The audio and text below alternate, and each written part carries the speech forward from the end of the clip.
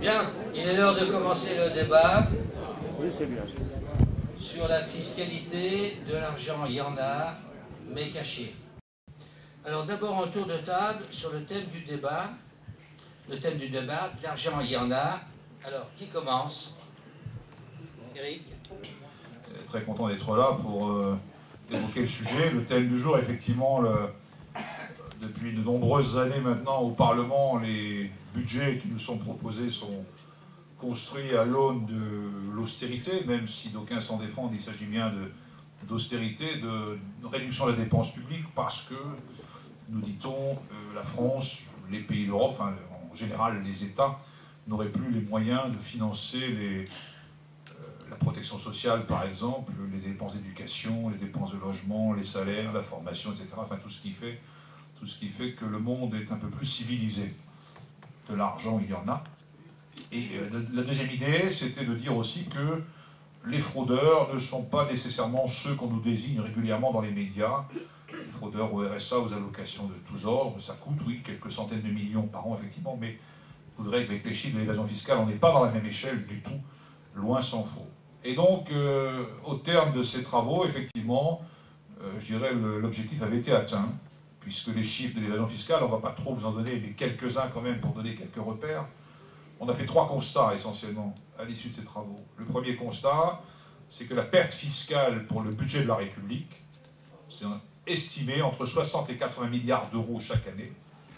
Pour mémoire, le déficit prévu pour cette année 2016 est de 74 milliards, donc vous comprenez tout de suite qu'on est dans la fourchette exactement de ce que l'évasion fiscale ou l'optimisation, mais on précisera dans le débat la nuance qu'il peut y avoir entre les deux, la différence. On est dans la fourchette exactement. Le budget de la République cette année, c'est 300 milliards en recettes et 374 milliards en dépenses.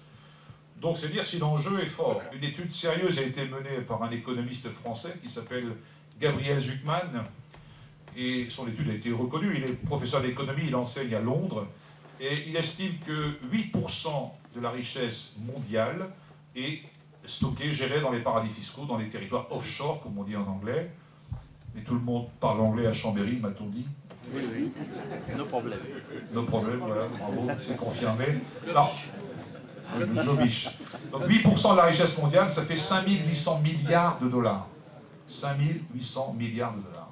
Vous voyez ? Le PIB du monde, pour donner une échelle, c'est 75 000 milliards de dollars, ce que le monde crée chaque année, les 7 milliards d'humains, avec évidemment de fortes inégalités, bien sûr. Mais la richesse globale, c'est 75 000 milliards, et bien il y en a 8% qui est géré offshore. Donc voilà pour les échelles de chiffres. Donc effectivement, de l'argent, il y en a un peu, l'argent privé. Ce sont les États qui sont privés d'argent parce que, avec ces phénomènes d'évasion et d'optimisation, de réduction de la charge fiscale, etc., eh bien les États sont mis à la diète depuis des années et donc nos budgets sont inscrits dans l'austérité, dans la réduction de la dépense publique, qui est honnie aux yeux de certains, alors qu'elle a une utilité, y compris pour la croissance économique des États et des peuples. Donc voilà, de l'argent, effectivement, il y en a. J'avais des convictions avant de commencer ces travaux. Maintenant, j'ai des certitudes sur ce point. Voilà, je n'irai pas plus loin dans le préambule. Je passe la parole ensuite à Alain. Non, à Michel. À Michel. Michel. Nous sommes confrontés pour la première fois dans l'histoire de l'humanité à un risque de disparition très forte d'une partie de l'assiette fiscale, c'est-à-dire d'une partie de la matière taxable qui sert au financement des dépenses collectives de la société. Nous avons, pour la première fois dans l'histoire de l'humanité, des sociétés dont les budgets dépassent les budgets de grands États du monde. Ce sont ce qu'on appelle dans le jargon les GAFA, les Google, Amazon, Facebook et autres, qui sont des sociétés mondialisées avec des budgets énormes, avec une capacité au regard de leurs activités d'optimiser totalement les lieux où elles vont être imposées pour choisir les endroits finalement les plus attractifs et avec donc un problème de disparition de l'assiette fiscale. Le vote à l'unanimité des rapports n'est pas fortuit. Évidemment, on ne partage pas les mêmes solutions, c'est clair. Mais on a bien senti que cette situation, et je crois que Michel l'a très bien dit, ne peut pas durer. Ne peut pas durer parce que cette société va basculer. Une société qui peut avoir sans impôts est une société demain sans État, sans élus. Et ça veut dire, il vous en parlera, mon frère qui a fait cette expérience dans la Silicon Valley, ça veut dire des multinationales largement implantées qui gèrent le monde entier à leur façon et qui décident de l'endroit où ils verseront leurs impôts. Je veux dire, encore une fois, le budget de la France, donc 300 milliards en recettes, il y a en gros 35 milliards d'impôts sur le revenu, impôts aux sociétés aujourd'hui, 70 milliards pratiquement d'impôts sur le revenu que nous tous payons, et 140-150 milliards de TVA, donc que tout le monde paye. Quand on dit qu'il y a des gens qui ne payent pas d'impôts, si tout le monde, vous achetez un 40 bars, une boîte d'allumettes, vous payez de la TVA, et donc vous contribuez au budget de la République. La moitié des recettes de la République, c'est la TVA. C'est nous tous. D'accord ? Alors, on nous dit l'impôt est insupportable. Mais attendez, il faut quand même rétablir un peu les choses. Parlons de l'impôt société. On nous dit que l'impôt société est dissuasif, matraquant, etc. L'impôt société en France, il est à 33,3. Aux États-Unis, 35%. Hein ? En Irlande, 12,5%. Hein, on comprend qu'Apple, le groupe américain, vienne s'installer en Irlande pour ces raisons-là. Et en fait, ils ne sont même pas 12,5% parce qu'effectivement, Alain l'a rappelé, Apple est effectivement à 0,005% d'impôt. Vous avez vu l'épisode d'Apple fin août, révélé suite à l'offensive de Margrethe Vestager, la nouvelle commissaire européenne, qui a pointé Apple en disant il manque 13 milliards au budget de la République d'Irlande. 13 milliards, c'est 20% des recettes de la République d'Irlande, quand même. La République d'Irlande, c'est 64 milliards d'euros par an, leur budget, 4,5 millions d'habitants. 13 milliards que Apple n'a pas payé à la République d'Irlande avec l'accord et la complicité du gouvernement. Le gouvernement irlandais a dit non, nous on ne veut pas récupérer les 13 milliards. Non.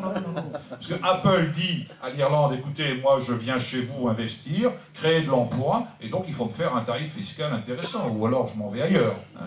Quand on dit le politique n'a plus le pouvoir, voilà une illustration concrète. Alors, j'ai lu un papier dans un journal irlandais, fin août, quand l'affaire a éclaté, et le journaliste se posait la question de savoir, mais qu'est-ce que l'Irlande aurait pu faire avec ces 13 milliards d'euros ? Avec ces 13 milliards d'euros, l'Irlande aurait pu construire, Annie, 20 hôpitaux à 650 millions. Un pays de 4,5 millions d'habitants. C'est le Nord-Pas-de-Calais, l'Irlande. Vous voyez ? Avec ces 13 milliards d'euros, l'Irlande aurait pu tripler les crédits alloués à la construction de logements sociaux. Voilà concrètement les conséquences pour le peuple de ce qu'un seul groupe comme Apple, effectivement, refuse de payer. Moi, je pense qu'ici, vous êtes quand même un certain nombre à payer un impôt et que vous, comme moi, on n'a pas forcément vraiment la possibilité de pratiquer ni l'évasion fiscale, ni l'optimisation fiscale. Donc il y a bien un système qui est mis en place et qui favorise tout à la fois l'évasion fiscale et l'optimisation fiscale. La finance a bien gonflé en haut, effectivement, oui, la pyramide des coupes de champagne qu'on remplit par le haut, là, vous avez toute cette image en tête. Mais le problème, c'est que le champagne ne descend pas jusqu'en bas. Et aujourd'hui, on a effectivement une bulle financière considérable et des inégalités énormes de par le monde, en France, en Europe et dans le monde. Il n'y a jamais eu autant d'inégalités dans le monde qu'aujourd'hui. C'est Stiglitz qui citait cet exemple. Vous prenez les 62 personnes les plus riches du monde, personnes physiques, voilà, qui détiennent autant d'argent, de fortune, que les 3,5 milliards les moins riches du monde. 62 et la moitié de l'humanité de l'autre côté. Donc un bus et le reste du monde. Le reste, la moitié du monde, quoi. Donc voilà, le monde, il fonctionne. On ne peut plus fonctionner comme ça. Et tout ça s'aggrave de jour en jour. La finance continue d'augmenter, continue de croître, d'accélérer son rythme. Alors évidemment, il faut une progressivité de l'impôt, bien sûr. Il faut que les grands groupes du CAC 40 en France soient imposés au même taux que le boulanger du coin, ou le coiffeur, ou l'artisan, la PMI, la PME du secteur, ici ou ailleurs, parce qu'il n'est pas le cas. Aujourd'hui, c'est le Conseil des prélèvements obligatoires en 2009 qui a fait une étude là-dessus, et a démontré que le taux moyen pour les grands groupes du CAC 40 aujourd'hui en France était à 8%, 7%, voire moins pour certains, alors qu'on est à 33,3% pour tous les autres. Là, il y a une injustice fiscale. Là, il y a une réforme à mener, effectivement. Alors, donc, progressivité, oui. Justice entre les entreprises, oui, bien sûr. Équité. Et puis surtout, pour qu'il y ait consentement à l'impôt, parce que sans consentement à l'impôt, il n'y a pas de démocratie, il n'y a pas de république non plus. Il faut que personne n'échappe à l'impôt. Et a fortiori, un ministre du budget. Il y a une question que je me pose. Au niveau du traité, le TAFTA, ça va arrêter quoi? Est-ce que quelque part, le TAFTA, il parle justement de faire cesser cette gabegie financière qui quand même tue des peuples.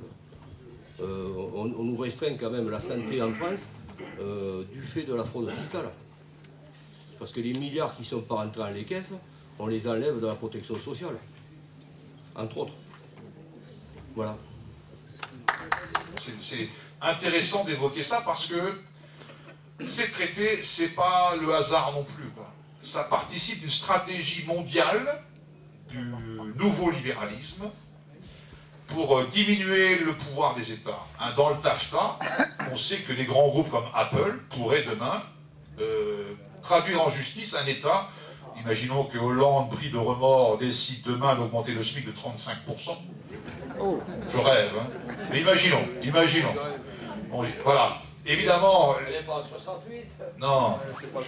Non, mais voilà. Imaginez qu'on prenne cette décision en France, le gouvernement français pourrait être attaqué par ces grandes multinationales qui disent « Mais vous allez nuire à mon équilibre économique, monsieur, moi je vous mets au tribunal. » C'est ça le TAFTA, je fais court, mais c'est ça. Je ne partage pas forcément la vision qui est celle du monde idéal dont rêveraient les dirigeants de Google, d'Amazon ou autres. Je suis peut-être un peu naïf, mais bon, je pense qu'il y a aussi des progrès qui sont apportés. Le fait que Google puisse contribuer à de la recherche médicale avec des méthodes qui sont différentes, avec ce qu'on appelle les théories de rupture en matière de recherche, est sans doute un avantage, et sans doute un bien pour l'humanité. Ce qu'il faut, c'est qu'à côté, il n'y ait pas le dévoiement, effectivement, de sociétés qui prennent le pas sur ce qu'est une organisation démocratique du monde, avec des États, avec des citoyens qui choisissent des dirigeants, qui choisissent un modèle de société. Donc il faut, en la matière, éviter de jeter le bébé et l'eau du bain, mais je pense qu'on est d'accord là-dessus. Faut-il encore que du coup la recherche vue par Google soit une recherche encadrée et qui se fasse au bénéfice de toutes et de tous, et que par exemple sur la recherche médicale fondamentale, que la recherche fondamentale ne soit pas délaissée au profit de la recherche appliquée pour avoir un brevet dans tel ou tel médicament que ensuite Google évidemment récupérerait. Donc voilà, je pense qu'en effet des grosses multinationales telles que Google avec des revenus énormes, si elles voulaient véritablement faire de la recherche pour l'ensemble des habitants du monde, ça pourrait être un bien. Mais connaissant un peu Google et l'ensemble de ce qu'on appelle les GAFA, les fameux 4 grands du numérique, Google, Apple, Facebook, et puis j'oublie toujours le 4e, Amazon. Connaissant un peu leur logique, je doute qu'ils viennent dans la recherche avec cet esprit-là. Mais bon, je suis peut-être un peu trop naïf et moi peut-être un peu trop orienté communiste. Mais il y a bientôt des échéances importantes et je crois que si on veut qu'à l'Assemblée nationale on ait des députés qui aient envie de rendre des comptes au peuple, qu'on ait des députés qui aient envie de faire bouger nos institutions, il faut que nous-mêmes en tant que citoyens on s'empare de cette élection et on permette à ce que ces députés ils soient élus justement pour faire changer ce système que l'on dénonce. Parce que beaucoup, et malheureusement on en connaît tous autour de nous, même parfois des proches, beaucoup se réfugient dans l'abstention. Mais l'abstention, ça va laisser toujours les mêmes faire ce qu'ils veulent.